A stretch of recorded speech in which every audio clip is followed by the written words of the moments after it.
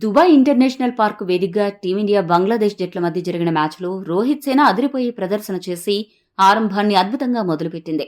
బంగ్లాదేశ్ జట్టుపై 6 వికెట్ల తేడాతో గెలిచి ఛాంపియన్స్ ట్రోఫీ 2025లో రోహిత్ సేన బోణీ కొట్టింది. నిజానికి ఈ మ్యాచ్లో బంగ్లాదేశ్ జట్టు 100 పరుగుల్లోపే ఆలౌట్ అయ్యే పరిస్థితి నుండి 228 పరుగులు సాధించి మంచి లక్ష్యాన్ని టీమిండియా ముందు ఉంచింది. ఇక ఈ మ్యాచ్లో భారత్ జట్టు తరపున బౌలింగ్లో షమి 5 వికెట్లు తీసి ఐసీసీ లాంటి మెగా ఈవెంట్స్ లో తాను ఎందుకంత స్పెషల్ అనే విషయాన్ని ప్రపంచానికి చాటి చెప్పాడు. ఇక హర్షదీప్ స్థానంలో వచ్చిన హర్షిత్ రాణా 3 వికెట్లతో మెరవగా అక్సర్ పటేల్ 2 కీలక వికెట్లు తీసి బంగ్లాదేశ్ కి ఆరంభంలో ఊపిరి ఆడనివ్వలేదు. ఇక బ్యాటింగ్ లో రోహిత్ శర్మ 113 స్ట్రైక్ రేట్ తో బ్యాటింగ్ చేయడం మంచి శుభ పరిణామమని చెప్పాలి. ముఖ్యంగా గిల్ ఛాంపియన్స్ ట్రోఫీ లాంటి మెగా ఈవెంట్ లో జట్టు కష్టాల్లో ఉన్నప్పుడు సెంచరీ చేసి టీమిండియాని దగ్గరుండి గెలిపించాడు.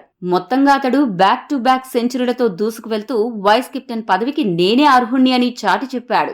మొత్తంగా క్యాచ్ డ్రాప్లు వంటి కొన్ని విషయాలు పక్కన పెడితే టీమిండియా ఆల్రౌండ్ ప్రదర్శనతో మెప్పించి గెలుపుని సగర్వంగా సొంతం చేసుకుంది. ఇక మ్యాచ్ అనంతరం ఈ మ్యాచ్ విజయంపై టీమిండియా కెప్టెన్ రోహిత్ శర్మ మాట్లాడుతూ ఏమన్నాడంటే, ఈ మెగా ఈవెంట్ ని గెలుపుతో మొదలు పెట్టడం చాలా సంతోషంగా ఉంది.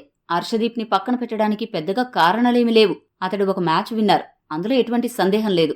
మిడిల్ ఓవర్లో వికెట్ల కోసం జట్టులో కొన్ని కఠిన నిర్ణయాలు తీసుకోక తప్పలేదు. కాగా ఆరంభంలో బంగ్లాదేశ్ ని బాగానే కట్టడి చేసినప్పటికీ మిడిల్ ఓవర్లో మేము కాస్త వెనుకబడ్డాం.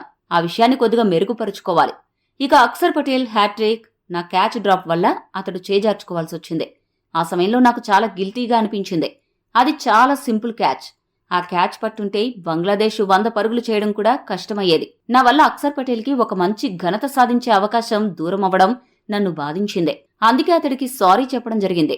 అక్సర్ కూడా ఈ విషయాన్ని చాలా ప్రశాంతంగా హ్యాండిల్ చేశాడు. నిజమైన క్రీడా స్ఫూర్తిని ప్రదర్శించాడు. ఇక షమి పూర్తిగా ఫిట్ లేడు అంటూ ఈ మ్యాచ్ ముందు వరకు అతడిపై చాలా విమర్శలు వచ్చాయి. అయితే అతడి ప్రదర్శనపై మాకు పూర్తి నమ్మకముంది. షమి కూడా మా నమ్మకాన్ని నిలబెడుతూ ఈ రోజు 5 వికెట్లు తీసి సత్తా చాటాడు. శుభ్మాన్ గిల్ ప్రదర్శన కోసం ప్రత్యేకంగా ఏమీ చెప్పే పనిలేదు. అతడు బ్యాక్ టు బ్యాక్ సెంచరీలు సాధిస్తూ అదరగొడుతున్నాడు. కేఎల్ రాహుల్, గిల్ చివరి వరకు క్రీజులో ఉండి మ్యాచ్ను ముగించడం చాలా ఆనందంగా ఉంది.